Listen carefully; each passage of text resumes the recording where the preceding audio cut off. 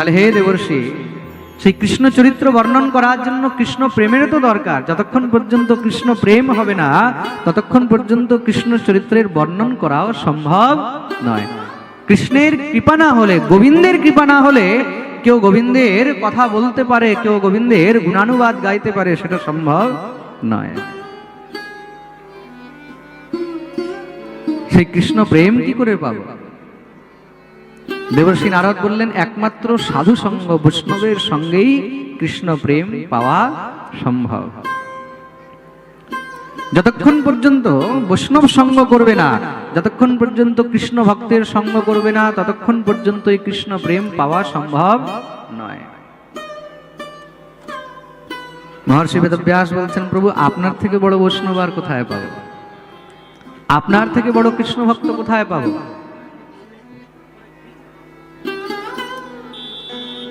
তাহলে সেই কৃষ্ণ প্রেম আপনি আমাকে প্রদান করুন। আর আমার একটি জিজ্ঞাসা রয়েছে, বলে কি, আপনি এই কৃষ্ণ প্রেম কি করে পেয়েছেন?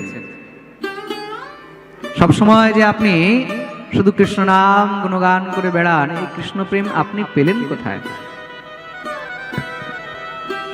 মহর্ষি বেদব্যাস জিজ্ঞাসা করলেন, দেবর্ষি নারদ উত্তর দিচ্ছেন, এই কৃষ্ণ প্রেম আমিও সাধু সঙ্গেই পেয়েছি, বৈষ্ণব সঙ্গেই পেয়েছি। কদাচিৎ পূর্ব জন্মে আমি এক দাসী পুত্র ছিলাম। অহং পুরাতীত ভবে ভবম মুনে, দাস্যাস্তু কস্যাস্য ন বেদবাদিনা, নিরূপিতো বালক এব যোগিনা, শুশ্রূষণে প্রাপ্যসিনে বিবেক্ষতা। পূর্ব জন্মে আমি এক দাসী পুত্র ছিলাম।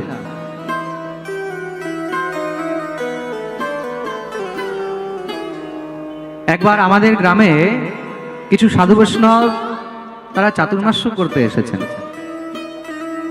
তারা আমাদের গ্রামের মধ্যে চাতুর্মাস্যের জন্য শিবির লাগিয়েছেন। আমার মা তাদের সেবায় নিযুক্ত ছিলেন। তাদের জন্য ফুল তুলসী ইত্যাদি নিয়ে আসা, তাদের উচ্ছিষ্ট সেই বাসনগুলো ধুয়ে দেওয়া, সেই আশ্রমের মধ্যে ঝাড়ু লাগানো, মোছা দেয়া, এগুলো সব আমার মায়ের কাজ ছিল। সুতরাং আমিও সেখানে থাকতাম। সাধু বৈষ্ণবরা যখন কীর্তন করতেন তখন আমি সেই শ্রবণ করতাম, আর আমিও তাদের সঙ্গে কীর্তন করতাম। সাধু বৈষ্ণবদের প্রসাদ পাওয়ার পরে সেই যে উচ্ছিষ্টগুলো বেঁচে থাকতো, সেই উচ্ছিষ্টগুলো আমি গ্রহণ করতাম, খেতাম। আর সেই সাধু বৈষ্ণবের উচ্ছিষ্ট গ্রহণ করে আমার অন্তর হৃদয় একদম নির্মল হয়ে গেল। দেখুন, মহাপুরুষদের উচ্ছিষ্টের মধ্যেও কিন্তু অনেক সামর্থ্য থাকে। খুব মন দিয়ে শুনবে, সাধুগুরু বৈষ্ণবদের উচ্ছিষ্টের মধ্যেও কিন্তু অনেক সামর্থ্য থাকে। প্রেম সে বলো রাধে রাধে। তার জন্য ঘরের মধ্যে সাধুগুরু বৈষ্ণবজন আসলে তখন তাদের উচ্ছিষ্ট অবশ্যই গ্রহণ করা উচিত।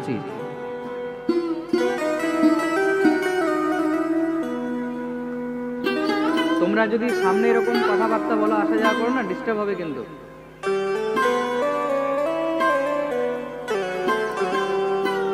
খুব মন দিয়ে শুনবে, এই পাঠ কিন্তু লাইভ চলছে, হাজার হাজার ভক্তরা লাইভ শ্রবণ করছে। সবার জন্য এই কথা বলছি। সাধু বৈষ্ণবদের উচ্ছিষ্ট গ্রহণ করা এটা অতি সৌভাগ্যের বিষয়। কোথাও যদি সাধু সেবা বৈষ্ণব সেবা হয়, তাহলে সেখানে তাদের সেই উচ্ছিষ্টগুলোকে নিয়ে অবশ্যই গ্রহণ করা উচিত। কণিকা মাত্র হলেও উচ্ছিষ্ট গ্রহণ অবশ্যই করিবে। উচ্ছিষ্ট গ্রহণ করার নিয়ম কি এটা জানতে হবে। খুব মন দিয়ে শুনবে। আমরা কি করি, ঘরের মধ্যে যদি কোনো সাধুগুরু বৈষ্ণব আসলেন, তারা প্রসাদ পাচ্ছেন, সেই সময় অনেকে সেখানে সামনে গিয়ে হাত পেতে বসে যায়, বাবা একটু প্রসাদ দেন। কি বিশ্বনাথ বাবু তাই তো করে, বাবা একটু প্রসাদ দেন, একটু প্রসাদ দেন। এটা কিন্তু অপরাধ। কেউ যখন প্রসাদ পাচ্ছে সেই অবস্থায় সেখানে গিয়ে তার কাছ থেকে চাওয়া বা সেখানে গিয়ে তাকে ডিস্টার্ব করা, এটা কিন্তু অনেক বড় অপরাধ। কেউ যখন প্রসাদ পায়, কেউ যখন খাবার খায়, তখন সেখানে গিয়ে তাকে কোনো ডিস্টার্ব করতে নেই। অনেক সময় দেখবেন ঘরের মধ্যে যদি কেউ খাবার খাচ্ছে আর সে সময় তাকে যদি তুমি কিছু কথা বলো, তাকে যদি তুমি কিছু না কিছু পিন করতে থাকো, দেখবে মাথা তখন চটে যায়, দেখবে খাবার ছেড়ে উঠে চলে যাবে। খাবার খাওয়ার সময় কাউকে কোনো প্রকারের কোনো কথা বলতে নেই। প্রসাদ পাওয়া, ভোজন করা, খাবার খাওয়া, এটা কি? এটা একান্তের বস্তু। বহুত শান্তভাবে, রিল্যাক্স ভাবে মানুষকে খেতে দিতে হয়, মানুষকে প্রসাদ পেতে দিতে হয়। যারা ভগবত ভক্ত তারা তো প্রসাদ পায়, তারা খাবার খায় না। কিন্তু প্রেম সে বলো রাধে রাধে। ভক্ত হলে না জীবনে অনেক কিছু পরিবর্তন হয়ে যায়। যারা আজকে দীক্ষা নিয়েছে সেই শিষ্যরাও কিন্তু খুব মন দিয়ে শুনবে। হরিভক্ত হলে, কৃষ্ণ ভক্ত হলে তখন জীবনে কিন্তু অনেক কিছু পরিবর্তন হবে। এতদিন পর্যন্ত তোমরা খেতে, রান্না করতে, রেঁধে খাবার খেতে। এখন রান্না করে কি হবে? সেই রান্না গোবিন্দকে ভোগ দিতে হবে।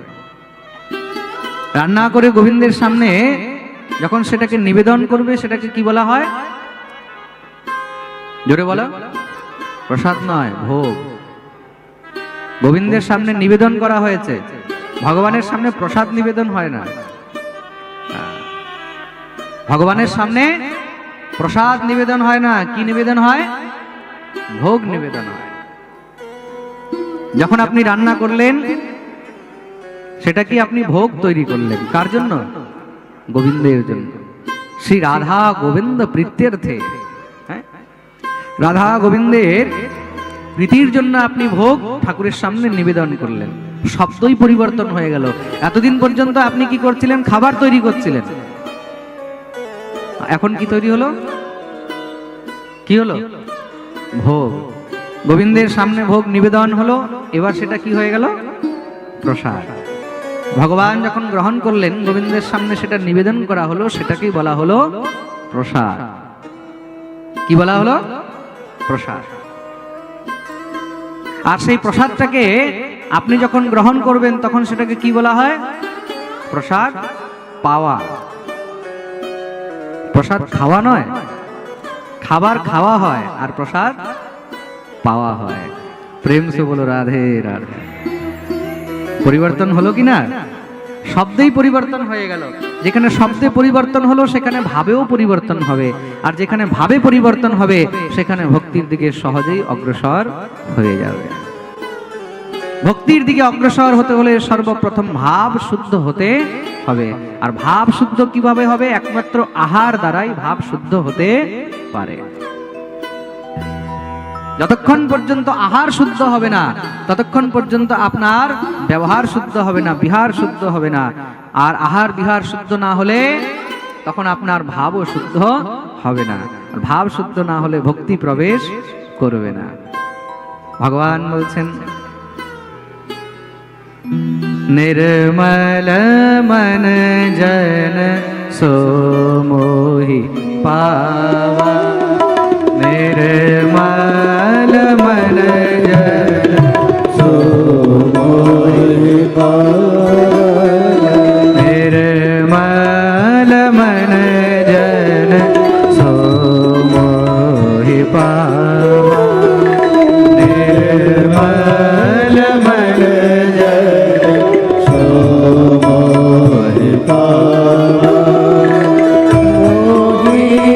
कपट छल छिद्र न भावा।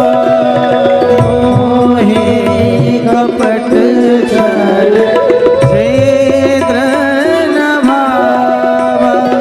मोहि कपट छल छिद्र न भावा। मोहि कपट छल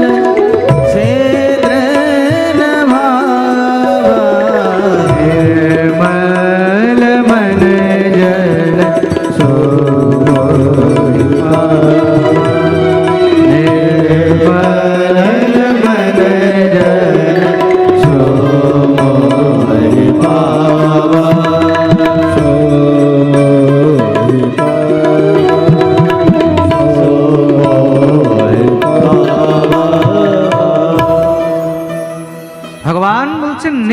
मन जन सो मोहि पावा। খুব মন দিয়ে শুনবে, কিন্তু বসে যাও, এখন বসে যাও। সে আগে এখন না, যখন ভজন হয় কীর্তন হবে তখন আপনারা উঠবেন। নির্মল মন জন সো মোহি পাওয়া। আমাকে কে প্রাপ্ত করতে পারে, কে পেতে পারে?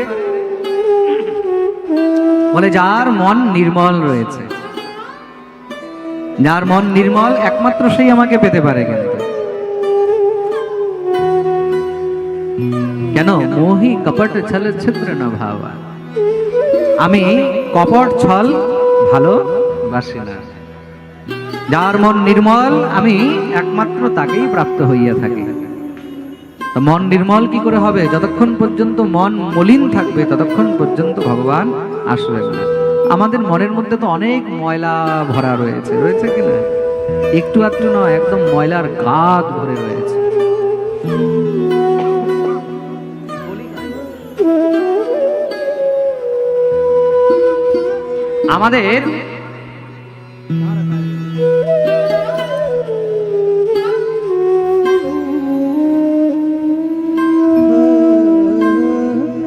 আমাদের মনের মধ্যে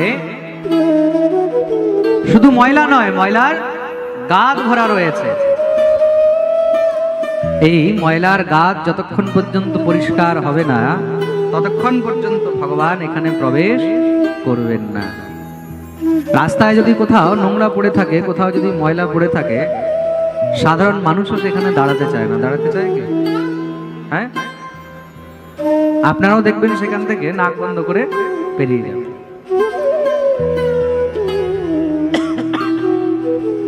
তাহলে ভাবুন, সাধারণ আমরা মনুষ্য, সাধারণ মানব, আমরা একটু ময়লা দেখলে সেখানে দাঁড়াতে চাই না। তাহলে সেই গোবিন্দ এই অন্তর মনে যদি ময়লা ভরা থাকে সেখানে কি করে আসবে? তার জন্য মনকে নির্মল করতে হবে। আর নির্মল কি করে হবে? একমাত্র সর্বপ্রথম আপনাকে আহার বিহার শুদ্ধ করতে হবে। প্রেম সে বলো রাধে রাধে। যতক্ষণ পর্যন্ত আহার বিহার শুদ্ধ হবে না, ভাব শুদ্ধ হবে না, মন নির্মল হতেই পারে না।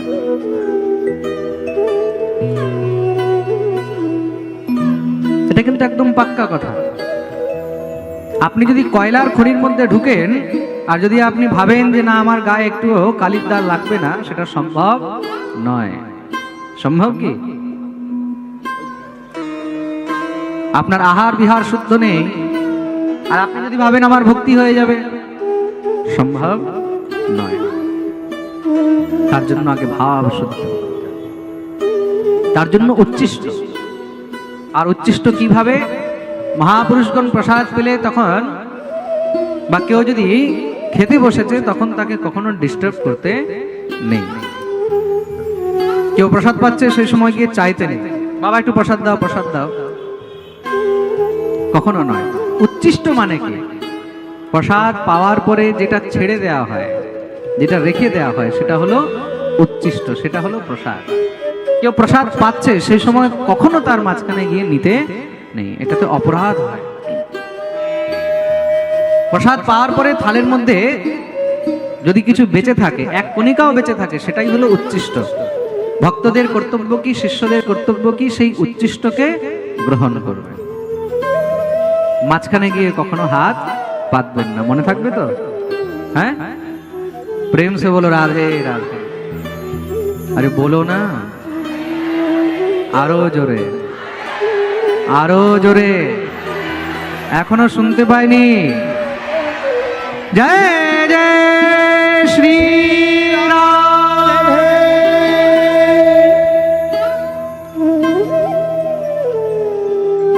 সেই বৈষ্ণবদের উচ্ছিষ্ট গ্রহণ করে আমার মন একদম নির্মল হয়ে গেল। হরিভক্তি, কৃষ্ণ কথা ছাড়া আর আমাকে কিছু ভালো লাগে না। কিভাবে হলো এটা? বৈষ্ণবদের কৃপায়, সাধুর সঙ্গের দ্বারায়। সঙ্গের কিন্তু অনেক বড় প্রভাব রয়েছে। 4 মাস পূর্ণ হলো সেই বৈষ্ণবগণ যখন চলে যাচ্ছেন, তখন আমিও তাদের চরণ ধরে কাঁদতে লাগলাম, আমাকেও সঙ্গে নিয়ে চলুন, আমি সংসারে আর থাকতে পারবো না। তারা আমাকে বুঝালেন, বাবা তোমার মা একা, তার কোনো সাহারা নেই, তোমাকে এখন তোমার মায়ের সেবা করা কর্তব্য। এইভাবে মাতাকে ছেড়ে তুমি যেতে পারো না। মাতৃ সেবা করো। এই সংসারে মাতৃঋণ পিতৃঋণ থেকে মুক্ত হওয়া কিন্তু অত সহজ নয়। জীব মাতৃঋণ পিতৃঋণ থেকে শোধ কি করে করতে পারে? একমাত্র মাতা পিতার নিমিত্তে শ্রাদ্ধ পিণ্ডদান ইত্যাদি যখন জীব করে, তাদের নিমিত্তে যখন তিলাঞ্জলি অর্পণ করে, তখন গিয়ে সে সেই ঋণ থেকে মুক্ত হতে পারে।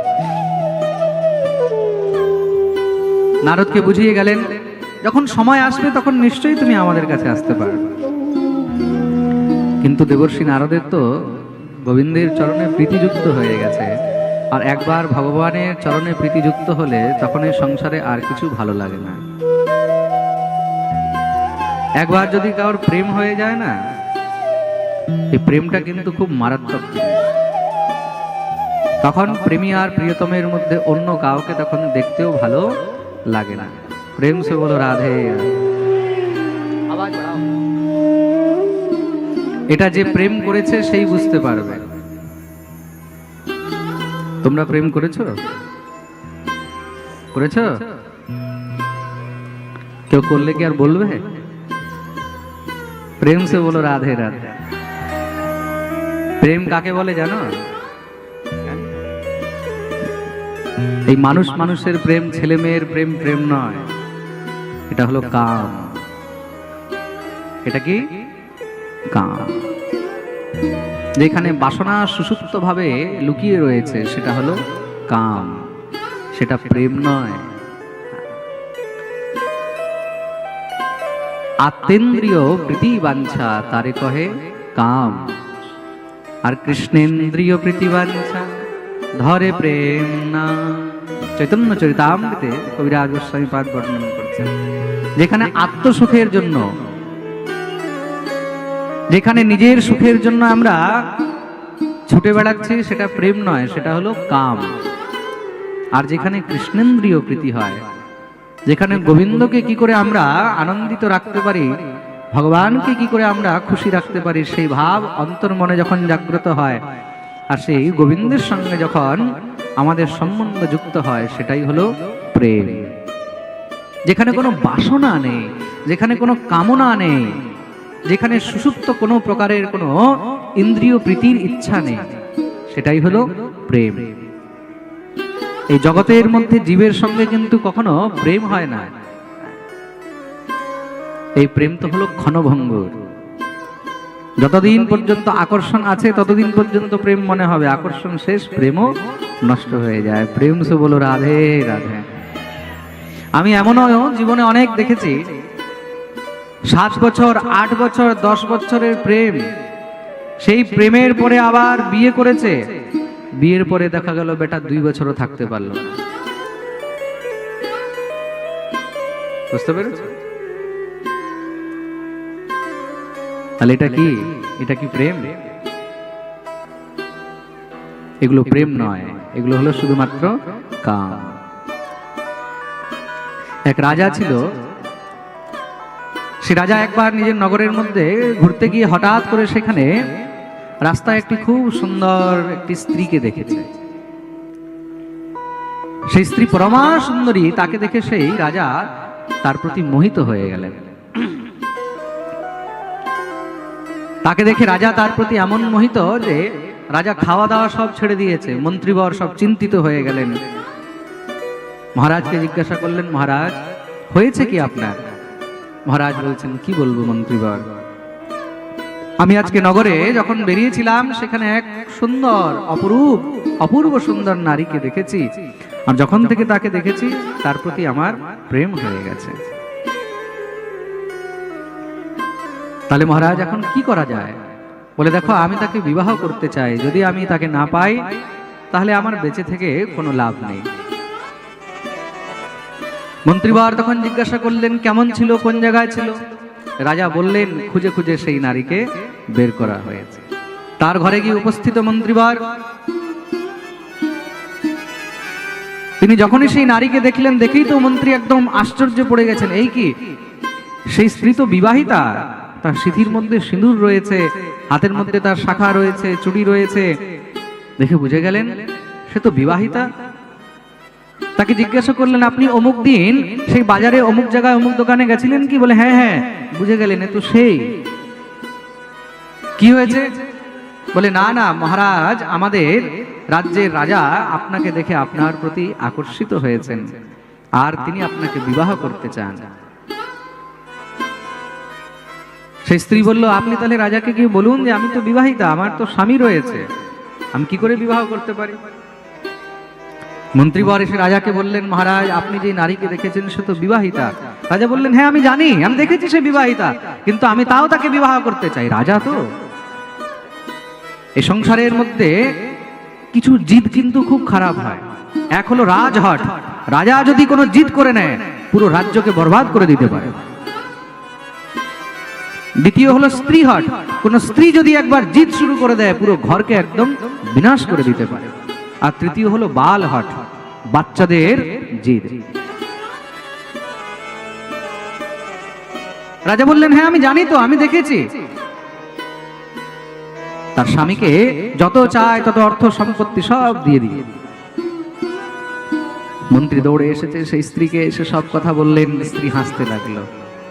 সেই স্ত্রী মন্ত্রীবরকে বললেন, ঠিক আছে মহারাজ যদি আমাকে বিবাহ করতেই চায় তাহলে মহারাজকে বলুন 7 দিনের আমাকে সময় দিন, আর 7 দিন পরে তিনি নিজের সব একদম সঙ্গী সাথীদেরকে নিয়ে সুন্দর বরযাত্রী নিয়ে আসুক আর আমি বিয়ে করব।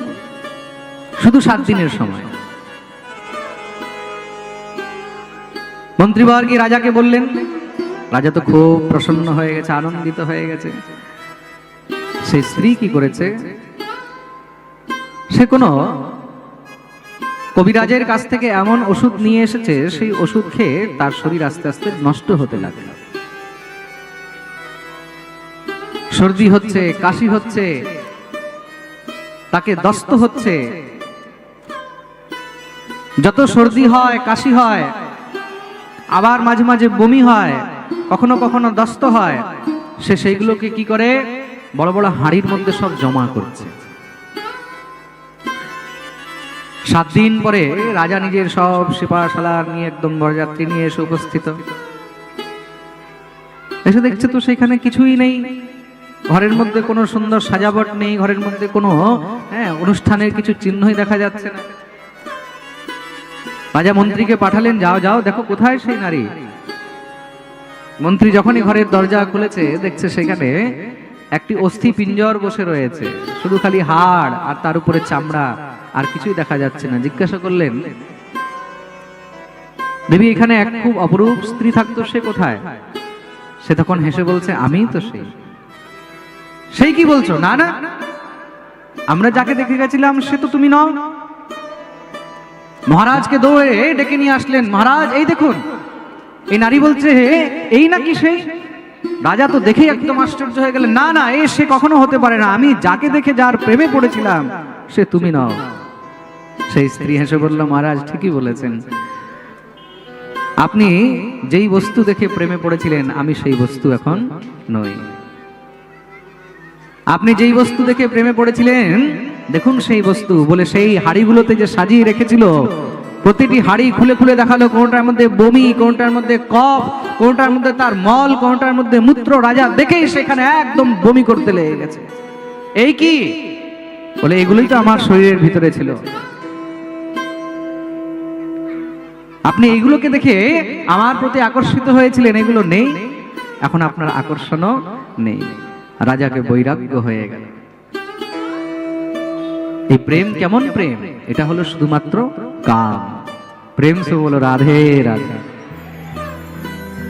যতদিন পর্যন্ত এই রূপ সৌন্দর্য এই লাবণ্য রয়েছে ততদিন পর্যন্ত প্রেম থাকবে, নেই প্রেমও শেষ। প্রেম সে বলো রাধে রাধে।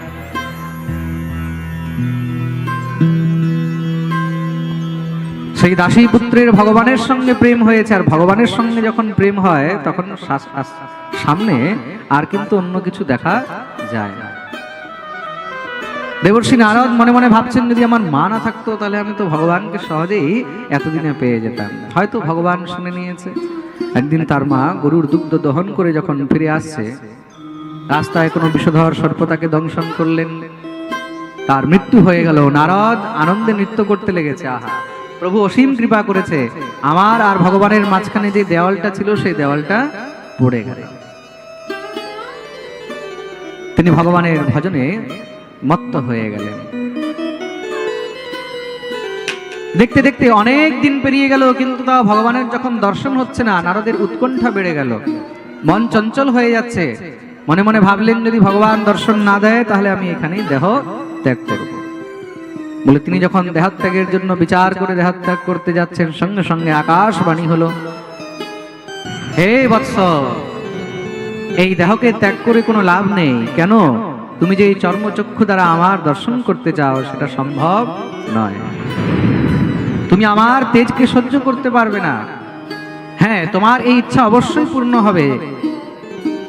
কিছু সময় পরেই প্রলয় হয়ে যাবে, সেই প্রলয়ের মধ্যে সবকিছু ধূলিসাৎ হয়ে যাবে। তারপরে যখন নবীন সৃষ্টি হবে, সেই সৃষ্টিতে তুমি আমার ভক্ত হয়ে আমার অংশে থেকে জন্মগ্রহণ করবে, আর তখন তুমি নিত্য আমার দর্শন করতে পারবে। ভগবান আকাশবাণী করলেন, দেবর্ষি নারদ শুনেছেন, প্রণাম করলেন। দেখতে দেখতে মহাপ্রলয় হলো, সেই প্রলয়ের মধ্যে সবকিছু জলের মধ্যে ডুবে গেল, সব একদম বিধ্বংস হয়ে গেল, বিনাশ হয়ে গেল। পুনরায় আবার সৃষ্টি হয়েছে, তখন ব্রহ্মার পুত্র রূপে তিনি জন্মগ্রহণ করলেন, নাম হলো নারদ। বলি নারদজি মহারাজ কি। আর সেই নারদ রূপে সেই দাসী পুত্র আজ কিন্তু নিত্য গোবিন্দের দর্শন করেন আর নিত্য গোবিন্দের গুণগান গান। দেবতারা দেবর্ষি নারদকে একটি বীণা দিয়েছেন। দেবদত্তা মে মাম বীণাম স্বর ব্রহ্ম বিভূষিতা। দেবদত্তা মে মাম বীণাম স্বর ব্রহ্ম বিভূষিতা। মূর্ছয়েত্বা হরি কথা গায়মানশ্চরাম্যহম। মূর্ছয়েত্বাং হরি কথা গায়মানশ্চরাম্যহম। দেবতা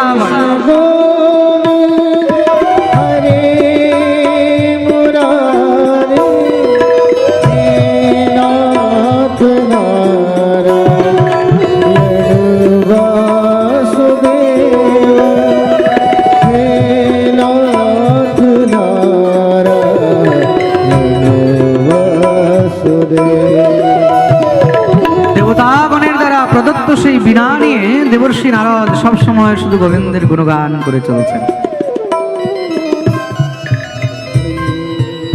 সাতটি স্বর দিয়ে ভগবানকে সবসময় প্রসন্ন করেছেন। সাত স্বর কি কি? সা রে গা মা পা ধা নি। ষড়জ। মনে রাখবেন, এই সাতটি স্বর কিন্তু সাধারণ নয়, এই সাতটি স্বর কিন্তু সাক্ষাৎ মূর্তি স্বরূপ, প্রত্যক্ষ। স হলো ষড়জ, র মানে ঋষভ, গ মানে গান্ধার, ম মানে মধ্যম, প মানে পঞ্চম, ধ মানে ধৈবত, আর নি মানে নিষাদ।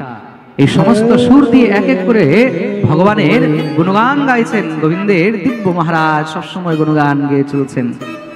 আর সেই দেবর্ষি নারদ তিনি কিন্তু সাধুর সঙ্গে বৈষ্ণব কৃপা আজকে ভগবানের সবসময় নিত্য পার্ষদ হয়ে রয়েছে। এই দেবর্ষি নারদ কিন্তু কোন সময় পুরাকালে, আরো আগে, দাসীপুত্র হওয়ারও আগে তিনি কিন্তু একজন গন্ধর্ব ছিল। খুব মন দিয়ে শুনবে, তিনি একজন গন্ধর্ব ছিলেন, নাম ছিল উপবর্হন। খুব ভালো গান গাইতেন। একবার দেবতাদের সভার মধ্যে হরিকথা, হরিচর্চা চলছে। ভগবানের সেই কথার মধ্যে, হরিচর্চার মধ্যে উপবর্হন গন্ধর্বকে ডাকা হয়েছে গান গাওয়ার জন্য। আর তিনি কি করেছেন, সেই ভগবত কথার মধ্যে, হরিকথার মধ্যে তিনি সাংসারিক গান গাওয়া শুরু করে দিয়েছেন। সেই সাংসারিক গান গাওয়ার কারণে তখন ব্রহ্মা কুপিত হয়ে গেলেন, তাকে অভিশাপ দিয়ে দিলেন, মূর্খ, হরিকথার মধ্যে, ভগবানের কথার মধ্যে গোবিন্দের গুণানুবাদের মধ্যে তুমি সাংসারিক বিষয়ের গীত গাইছো। তোমার মন এত নিকৃষ্ট, যাও তুমি শূদ্র হয়ে জন্মগ্রহণ করবে, তুমি দাসী পুত্র হবে। আর সেই দেবর্ষি নারদ উপবর্হন গন্ধর্ব ছিলেন, তিনি পরজন্মে দাসীপুত্র হয়ে জন্মগ্রহণ করলেন। খুব মন দিয়ে শুনবেন। তার জন্য কোনো হরিকথায়, ভগবত কথায় যেখানে ঠাকুরের গুণগান হয় সেখানে কখনো কোনো বিষয়ের গীত গাইতে নেই বা কোনো বিষয়ের চর্চা করতে নেই। তাহলে কি হয়? তাহলে তার পতন অবশ্যই হইয়া থাকে, তাকে দেবলোক থেকে পতন হয়ে দাসীপুত্র হয়ে জন্মগ্রহণ করতে হলো। প্রেম সে বলো রাধে রাধে। তাহলে কখনো বিচার করে দেখবেন, যারা আজকাল পাঠের মধ্যে বিষয়ের গীত গাইছে, যারা আজকাল হরিনামের মধ্যে বিষয়ের গান গাইছে, আমি আজকাল অনেক জায়গায় দেখি, সোশ্যাল মিডিয়ার জমানা তো, অনেক জায়গায় দেখি নাম সংকীর্তনের মধ্যে ফিল্মি গান চলছে। হচ্ছে কিনা আজকাল নাম সংকীর্তনের মধ্যে দেখছি ফিল্মি গান চলছে। অনেক জায়গায় দেখছি আমি কীর্তন ইত্যাদির মধ্যে ফিল্মি গান চলছে, বিষয়ের গান চলছে। পাঠের মধ্যে আমি আজকাল দেখছি অনেক পাঠকরা ফিল্মি গান গাইছে, আল্লাহু আল্লাহু পাঠের মধ্যে গাইছে। তাহলে এদের কি গতি হবে? কোনো সময় বিচার করে দেখবে। উপবর্হন গন্ধর্বকে যখন ব্রহ্মা আর দেবতারা ক্ষমা করেননি, তাহলে যারা ব্যাসপীঠের উপরে বসে হরিনাম মঞ্চের মধ্যে বসে বিষয়ের গীত, বিষয়ের কথা, বিষয়ের চর্চা করছে, তাহলে তাদের কোন গতি হতে পারে? প্রেম সে বলো রাধে রাধে। তার জন্য হরিনামের মঞ্চে, কীর্তনের মঞ্চে, পাঠের মঞ্চের থেকে কখনো বিষয়ের গীত, কখনো বিষয়ের কথা বলতে নেই। সেখানে শুধু কৃষ্ণ গীত, গোবিন্দের গুণগান, গোবিন্দের চর্চা, গোবিন্দের গীত, শুধু এইগুলোই গাওয়া উচিত। দেবর্ষি নারদ ওই যে পূর্বজন্মের প্রভাবে সবকিছু মনে ছিল, তার জন্য এখন সাধু বৈষ্ণবের কৃপায় সবসময় কিন্তু শুধু গোবিন্দেরই গুণানুবাদ, গোবিন্দেরই কীর্তন, সবসময় শুধু গোবিন্দেরই নাম তার মুখ থেকে বেরিয়ে চলেছে। বলি ভক্তবৎসল ভগবান কি।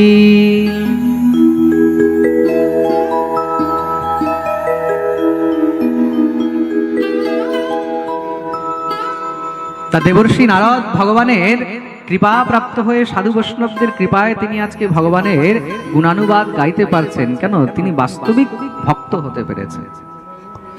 আমাদেরকেও তো বাস্তবিক ভক্ত হতে হবে।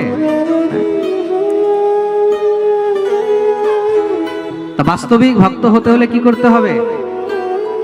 সব সময় গোবিন্দের গুণগান গাইতে হবে। তাকে কিন্তু ভোলা চলবে না। যদি একবার তাকে ভুলে যাও, তাহলে কিন্তু তোমার পতন একদম নিশ্চিত রয়েছে। তার জন্যই কোন ভক্ত বলেছেন, ভুলো মত প্যারে বিহারি জি কা নাম। अरे भूलो मत प्यारे बिहारी जी का नाम। अरे भूलो मत प्यारे बिहारी जी का नाम। मेरे बांके बिहारी हैं सब सुध नाम।